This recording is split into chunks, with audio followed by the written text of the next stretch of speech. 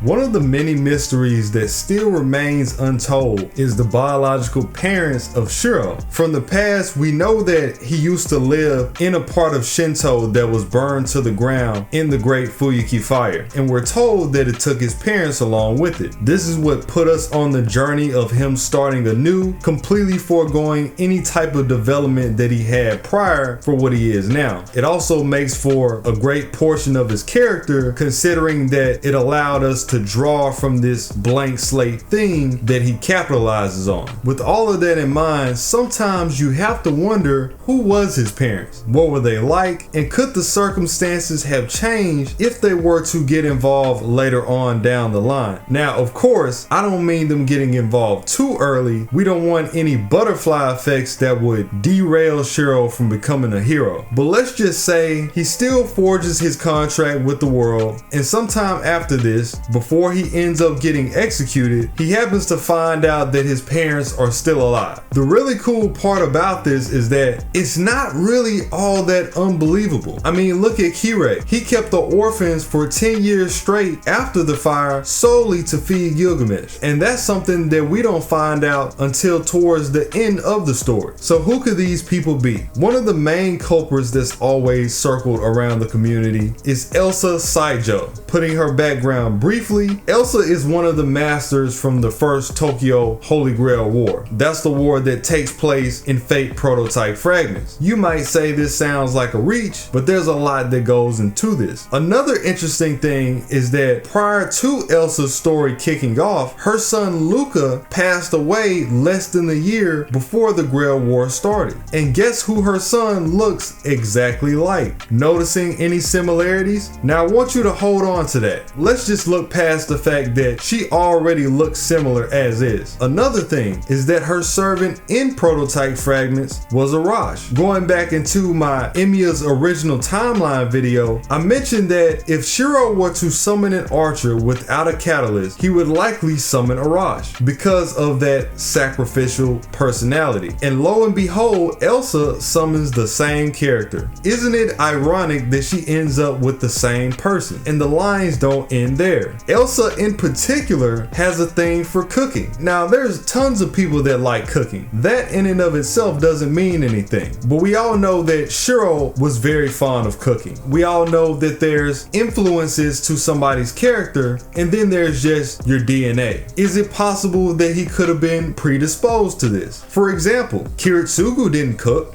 Taiga didn't cook like that, but this was one of Shirou's go-to hobbies. Looking at Elsa's job, she also was a photographer, and when she was on the job, a part of her doing this was that she had to visit all of these war-torn countries. And after seeing all of this carnage over and over again, a part of her story is that she made a vow to stand against violence, that she wanted all the mothers and children to be saved. Very similar to how Shirou wants to save. There's a lot of things that fall together seamlessly when you start to go down the line. We know that Emiya isn't Shirou's last name, so could it be in some warped timeline sense that Nasu meant for him to be Luca without actually telling us? And I get it, you might still be unconvinced, but did you know that from the Heaven's Field manga, we already know what Shirou's parents look like? That they pop up on the panels themselves? We have a female in a dress shirt who clearly has hair that's on the fair side, and then we have a young man with dark hair that's carrying Shirou to safety. Again, for the female, there's nothing to say that this doesn't favor Elsa. As a matter of fact, everything leans into it. This leads us into the speculation on the other side, Shirou's father. The usual suspects that you hear about is Ryunosuke from Fate Zero and Enjo from Kara no Kyokai. Now most of this is just the community just joking around, but now that we've seen Shirou's father has dark hair, it's pretty easy to confirm that neither of them would match up. Enjo might be related at the very best, and this just assumes that his father didn't dye his hair or burn up his magical circuits or anything weird like that. Now for me, while I can't point out to who his father is exactly, I do recall a part of Tsukihime that really caught my eye, and that goes back into the Tsukihime remake, where there's this dead apostle ancestor whose foundation animation is said to revolve around the principle of the sword. His name was Beze. In fact, he mentored Ciel and Vlav in swordsmanship. And looking at Shirou, we know that he has an affinity to swords. Going back into my Shirou analysis that I made years ago, I set forth the idea that Avalon heavily influenced his origin being looked at as sword. But what if that wasn't the only thing? We know that Shirou has always been designated to be this quote-unquote average magus from a gene standpoint, but it never said that he was outright horrible. Imagine if this dead apostle is maybe not his father, but at least one of his ancestors. I mean, if Muramasa can claim him to be a descendant, there's no telling where his blood can fall. And speaking to his bloodline, it gets even more interesting when you realize that Elsa was part German. She was half German and half Japanese. Guess who else is German? We have quite a few people from Germany. Coincidence? Probably. Long lost relatives? Not completely impossible. For all we know, his parents could have moved there right before the fire happened. I will do a crazy reach right here. The most realistic person I can pull for at least a relative for Shirou is Darius Ainsworth. I know that sounds ridiculous, but when you think about Darius and the way that his story comes together, they essentially operate on the same idea. Darius was also someone who spent his entire life mastering this magecraft after being told that it was useless, and he made it S tier. Sounds familiar? He comes from the Ainsworth family, which is the counterpart to the Ainsburns in Prisma Ilia. Now, we don't know where the Ainsworths come from, but we know the Ainsburns come from Germany. So if we were to assume as a counterpart that they come from the same place, Ainsworths also come from Germany. They both have the dark hair, Darius and the guy that was carrying Shirou in his flashback. If you think about the way that Darius operates his plan, how he was willing to forsake the entire world in order to save Pandora, which is very reminiscent to what Shirou did for Sakura back in Heaven's Field. And even though Darius is a character that post-dates Shirou's origin, there's nothing to say that he wasn't already in mind and Nasu didn't just pitch off the idea of his character to the writer of Prisma Ilia. But again, all of this is just fun speculation. We're just throwing darts here. Us not knowing his background is pretty much the entire point of his character, but it is one of those things. I would like to see Nasu later expound on this, especially since Fate Prototype is now getting a new manga serialized. Who knows? They might expand on the original story of Elsa and tell us a little more about her relationship with Luca. Maybe give us some information on his father. If you go into what Shirou remembers, he says that his parents were burnt up alive. He's brought up the situation quite a few times in the story. He does remember what happened, but that's only what he remembers. Like I said before, he also thought many of the orphans didn't make it, and we saw what happened with that.